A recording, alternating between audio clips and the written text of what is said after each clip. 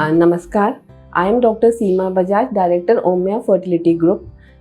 We provide all the services related to IVF like IUI, ICSI, PGD, blastocyst culture and TISA under one roof.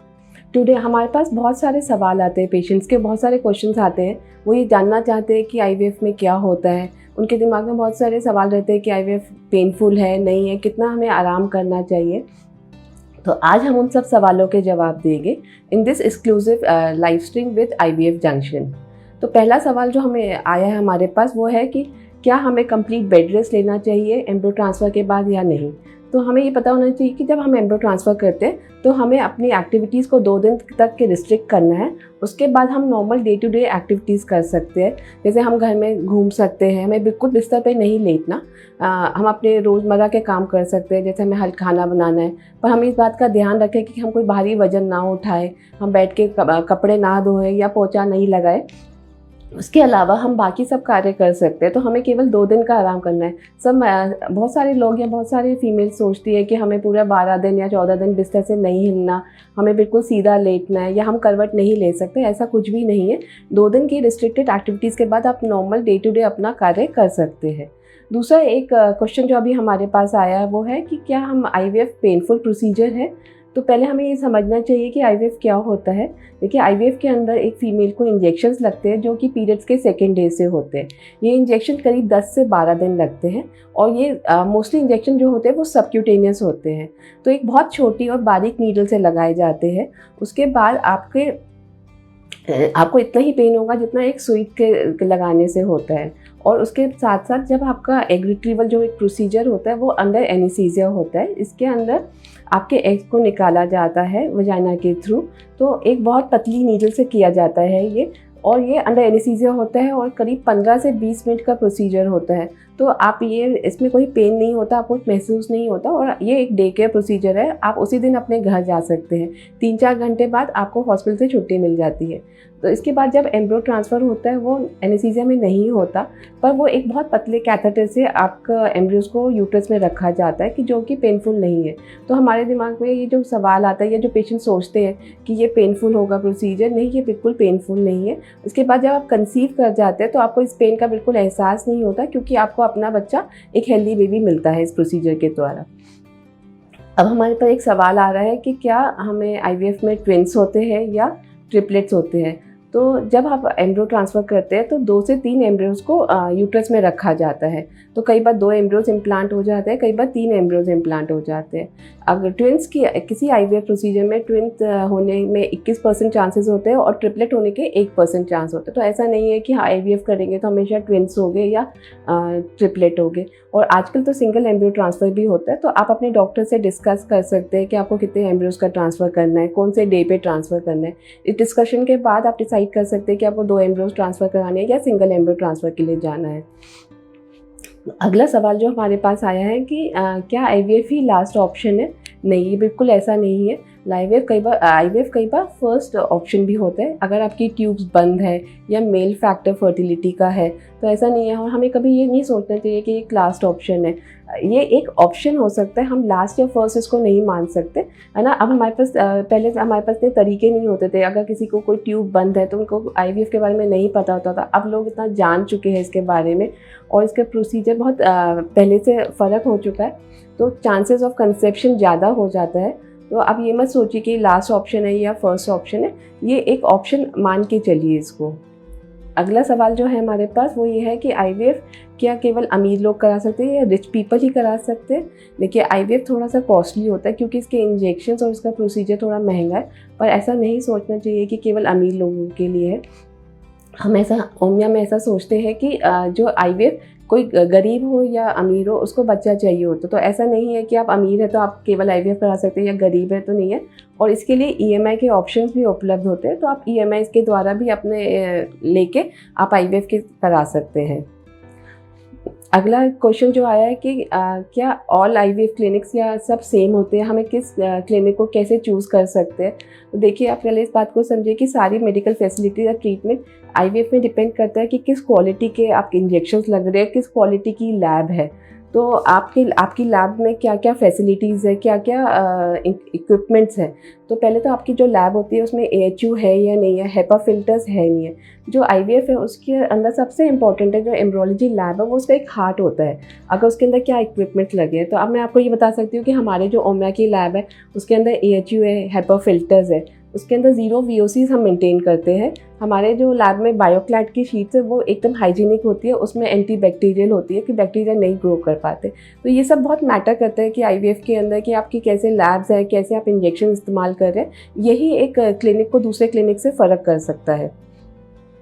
और सब जो latest technology है, कैसे कि laser hatching है या नहीं है, PGD होती है नहीं होती है ना, RI विटनेस लगा है आपके लैब में, तो आपके स्पर्म या मिक्सिंग ऑफ सैम्पल्स नहीं हो पाता। तो हमें इस बातों का ध्यान रख के ही आप पेशेंट अपने किसी IVF प्रोसीजर को कहाँ कराना है, किस लैब को चूज़ करना है, किस क्लिनिक को चूज़ करना है, वो डिपेंड करता है। अगला सवाल ये आया है कि क्या IVF 100% है, सक्सेस रेट इसमें 100% होता है।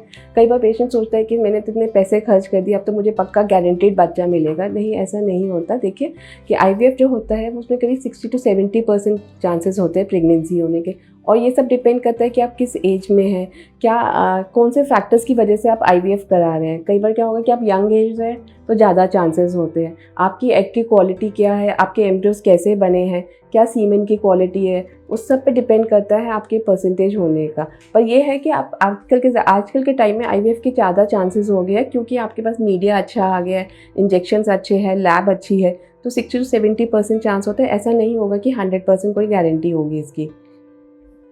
अगला सवाल जो हमारे पास एक पूछ रहे हैं वो है ये है कि क्या IVF बेबीज़ में डिफॉर्मिटीज़ ज़्यादा होती है या बर्थ डिफेक्ट ज़्यादा होते हैं। तो ऐसा नहीं है। IVF के अंदर जो आप अगर नेचुरली कंसीव करते हैं तो जितने चांसेस एक बर्थ डिफेक्ट के होने के होते हैं नेचुरल कंसेप्शन में, वही चांसेस होते हैं कि IVF के अंदर भी उतने ही बर्थ डिफेक्ट के चांसेस हो गए। ऐसा नहीं है कि हमने IVF किया है या ICSI किया है तो हमारे बच्चे में ज़्यादा खराबी आएगी, ऐसा आप बिल्कुल, ये मिथ है, इसमें कोई फैक्ट नहीं है। अगला सवाल जो है कि IVF हमें क्या हॉस्पिटल में एडमिट होना पड़ेगा, हमें कितने दिन रहना पड़ता है हॉस्पिटल। तो आपको केवल ये डे केयर प्रोसीजर होता है, आपको एक ही दिन हॉस्पिटल आना होता है एडमिट होने के लिए। आप अगर आपका IVF का प्रोसीजर सुबह है, ये करीब 10 से 15 मिनट लगते हैं प्रोसीजर में। अगर आपका प्रोसीजर आप 3-4 घंटे बाद आपको डिस्चार्ज कर दिया जाता है। तो ऐसा नहीं है कि आपको रात को हॉस्पिटल रहना है, या इसमें ये नहीं होता। अब एक बार एक पेशेंट पूछता है कि IVF प्रेगनेंसीज के बाद हम अगर प्रेग्नेंट हो गए तो क्या हमारा सिजेरियन होगा या हम नॉर्मल डिलीवरी भी हो सकते हैं। अगर एक आप IVF के द्वारा आपका कंसेप्शन हुआ है तो एक नॉर्मल नेचुरल प्रेगनेंसी जैसा ही होता है। उसके अंदर अगर सिजेरियन के चांसेस जितने एक नेचुरल प्रेगनेंसी में है उतने ही होते हैं। ऐसा नहीं है कि आपने IVF कराया तो आपका सिजेरियन होगा। अगर आपके ऑब्स्टेट्रिक हिस्ट्री ठीक है और आपको कोई कॉम्प्लिकेशंस नहीं है तो आप नॉर्मल डिलीवरी के लिए भी ट्राई कर सकते हैं।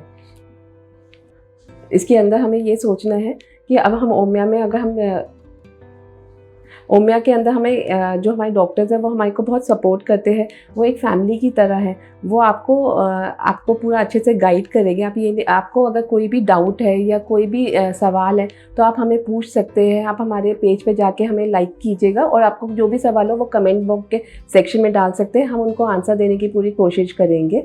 हमारे पास अभी कुछ सवाल है जिनके हम अभी जवाब देते हैं। तो पहला सवाल हमारे शारदा ने हमसे पूछा है, doctor is IVF only the option, और क्या हम कुछ और भी तरीके हैं अगर हमारे फेल्ड IVF है तो उसमें हम क्या कर सकते हैं। देखिए, अगर आपका फेल्ड IVF है तो पहले हमें जानना चाहिए कि उसका रीज़न क्या था। कई बार क्या होता है कि अगर आपकी उस साइड की क्वालिटी ख़राब है तो हम किसी डोनर के एग्स ले सकते हैं, या सीमन की क्वालिटी ख़राब है, सीमन में क्या ख़राबी है। आपका अगर यूट्रस में कोई ख़राबी है तो हिस्ट्रोस्कोपी द्वारा पहले जांच कर सकते हैं कि यूट्रस ठीक है या नहीं है। अगर यूट्रस में कोई सेप्टम है तो सेप्टम को हम ऑपरेट करके उसको रिमूव कर सकते हैं। और सबसे पहले हमें ये समझना चाहिए कि किस वजह से आपका IVF फेल्ड हुआ है। उसके अलावा अगर आपके एम्ब्रियोज को हम अच्छा करना चाहते हैं कि हम लेज़र करें, या PGD द्वारा हम देख सकते हैं कि कौन से एम्ब्रियोज अच्छे हैं, कौन से एम्ब्रियोज ख़राब है। जो एम्ब्रियोज अच्छे हैं वो हम आपके अंदर डाल सकते हैं। Thank you doctor. जो हमारे पास अगला सवाल है श्रेया का, वो पूछते हैं कि how long should we try naturally before we get into IVF और we get into fertility specialist touch. देखिए, ये बहुत अच्छा सवाल है। सब सोचते हैं कि हम सीधा IVF कराएं या नहीं करें। देखिए, IVF डिपेंड करता है कि आपकी एज क्या है, क्या फैक्टर्स है कि आप कंसीव नहीं कर रहे हैं। कई बार क्या होगा, कोई भी फैक्टर नहीं होगा, अनएक्सप्लेन्ड होगे। अनएक्सप्लेन फैक्टर्स होते हैं और आप यंग एज के हैं तो आप नेचुरली 1 साल के लिए ट्राई कर सकते हैं। अगर 1 साल तक आप कंसीव नहीं कर पा रहे है ना, तो आप अपने पूरे टेस्ट करा लीजिए और उसके बाद देखिए कि कोई सीमेन में कमी है या आपके एग्स में कोई कमी है या नहीं है। कई बार क्या होता है कि आप ओवुलेशन किट लेके चेक कर सकते हैं कि आपका ओवुलेशन हो रहा है या नहीं हो रहा। ये सब फैक्टर्स इंपॉर्टेंट करते हैं। अब 1 साल तक आप कंसीव नहीं कर रहे तो आप प्लीज़ किसी फर्टिलिटी डॉक्टर को दिखाइए या फर्टिलिटी सेंटर पे जाके कंसल्ट कीजिएगा। Thank you doctor. अगला सवाल हमारा जितेश्वरी जैन का है, how do we know that it is the right treatment for us? तो कैसे कोई जान सकता है कि ये उनके लिए सही ट्रीटमेंट है? देखिए, ये तो एक ट्रस्ट के ऊपर होता है। सबसे इम्पोर्टेंट है कि आपको अपने डॉक्टर पे विश्वास होना चाहिए कि वो आपका ट्रीटमेंट ठीक कर रहा है नहीं कर रहा। आपको करीब 10 से 12 दिन जो इंजेक्शंस लगेंगे आपका तो वो उसको आपके नॉलेज है कि ये इंजेक्शन जो होते हैं ये हार्मोनल इंजेक्शंस होते हैं। जो हार्मोन्स आपकी बॉडी में प्रोड्यूस हो रहे हैं उन्हीं को इंजेक्शंस के फॉर्म में दिया जाता है, जिससे आपके नंबर ऑफ एग्स नंबर्स नहीं बल्कि साइज़ ऑफ एग्स बढ़ जाता है जिससे। तो ये 10-12 दिन के इंजेक्शंस होते हैं। तो आप ये समझिए कि आपको ये इंजेक्शंस लगेंगे और साथ साथ डॉक्टर आपका अल्ट्रासाउंड करता है।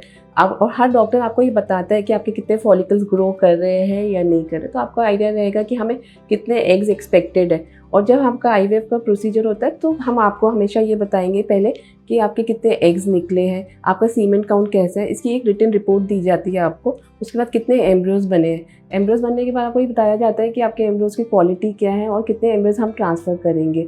ये सब आपसे डिस्कस करके ही आगे बढ़ा जाता है और आपको बता के ही हर चीज़ हो जाती है। Thank you doctor. एक अगला सवाल हमारे पास मानसी आहूजा का है। वो जानना चाहते हैं डॉक्टर, आईवीएफ ही एक ऑप्शन है, आईवीएफ के अंदर और भी अलग अलग सब ट्रीटमेंट्स होते हैं? आईवीएफ के अंदर आईवीएफ एक ऑप्शन होता है। आईवीएफ के अलावा उसमें ट्रीटमेंट ऐसे होते हैं, जैसे एक ट्रीटमेंट होता है, इसको बोलते हैं हम इक्सी।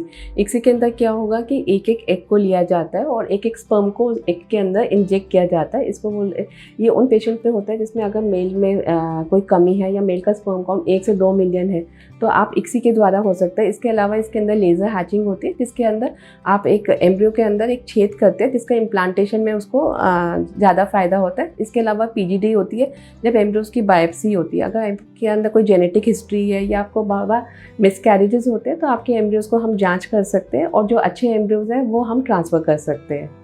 Thank you doctor. अगला next question is from Rishi Nagpal. Already ma'am आप इसके बारे में बता चुके हैं, बट फिर भी एक जानना चाहते हैं, क्या आईवीएफ प्रोसेस बहुत पेनफुल होता है? नहीं, आईवीएफ प्रोसेस पेनफुल नहीं होता। तो आपको ये बात समझनी होती है कि आईवीएफ क्या है कि आईवीएफ के अंदर इंजेक्शंस लगते हैं वो एक बहुत पतली सुई से लगते हैं, तो वो पेनफुल नहीं होगा। और जो हम एग रिट्रीवल करते हैं वो अंडर एनेस्थीसिया करते हैं, तो आपको पता ही नहीं चलता कि आपके एग्स निकाले। उसके बाद उसी दिन आप घर जा सकते हैं 3-4 घंटे के बाद। और अगला सवाल है सभ्या गुप्ता का कि आप तक कैसे पहुंच सकते हैं? आप हमारे फेसबुक पेज पे हमें कनेक्ट कर सकते हैं और दूसरा आप कमेंट बॉक्स में लिख सकते हैं। तो आप आईवीएफ जंक्शन द्वारा भी आप हम तक पहुंच सकते हैं। और हमारा क्लिनिक सफदरजंग इंक्लेव में है, A1/311 ओमिया फर्टिलिटी सेंटर के नाम से। ओके, नेक्स्ट क्वेश्चन हमारे पास जो है वो सुदीप पवार जी का है। Doctors, what are the treatment options for male infertility? Male infertility में क्या होता है कि पहले हमें ये जानना है कि आपका सीमेन काउंट क्या है।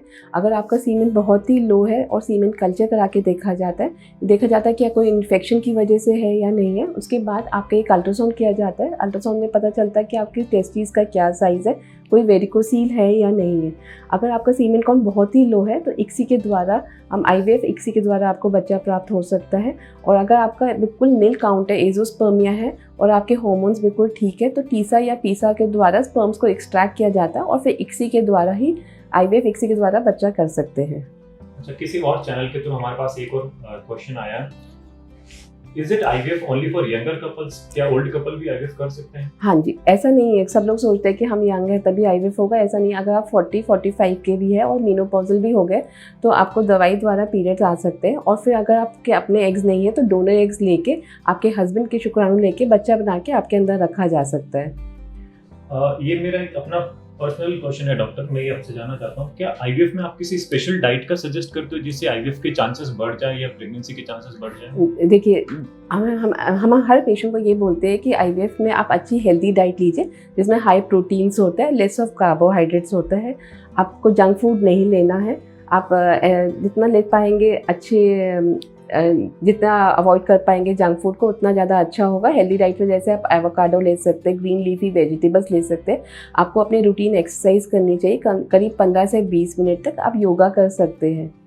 ओके, हमारे पास एक और क्वेश्चन आया है उसमें ये जानना चाहते हैं क्या इज इट आईवीएफ सेफ इस ड्यूरिंग इस टाइम में, और नॉर्मली भी नेचुरली भी क्या आईवीएफ सेफ है, सेफ तकनीक है?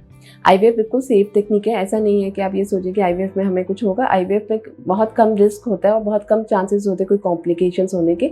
अगर आपको पीसीओडी है तभी केवल हाइपर स्टिमुलेशन होने के चांसेस होते हैं, नहीं तो इसमें कोई दिक्कत नहीं आती। तो इसलिए आप आईवीएफ करा सकते हैं। और कोविड टाइम में हम पूरे प्रिकॉशंस लेते हैं, हमारा स्टाफ पूरा टेस्टेड होता है ना, तो आपको ये कोई दिक्कत नहीं आएगी। और कोविड हम हमेशा हर पेशेंट का कोविड टेस्ट पहले कराते हैं आईवीएफ प्रोसीजर के स्टार्ट करने से पहले, और अगर हम एग रिट्रीवल और एम्ब्रियो ट्रांसफर से पहले भी कोविड टेस्ट रिपीट कराते हैं। Thank you doctor. Thank you so much. Thank you.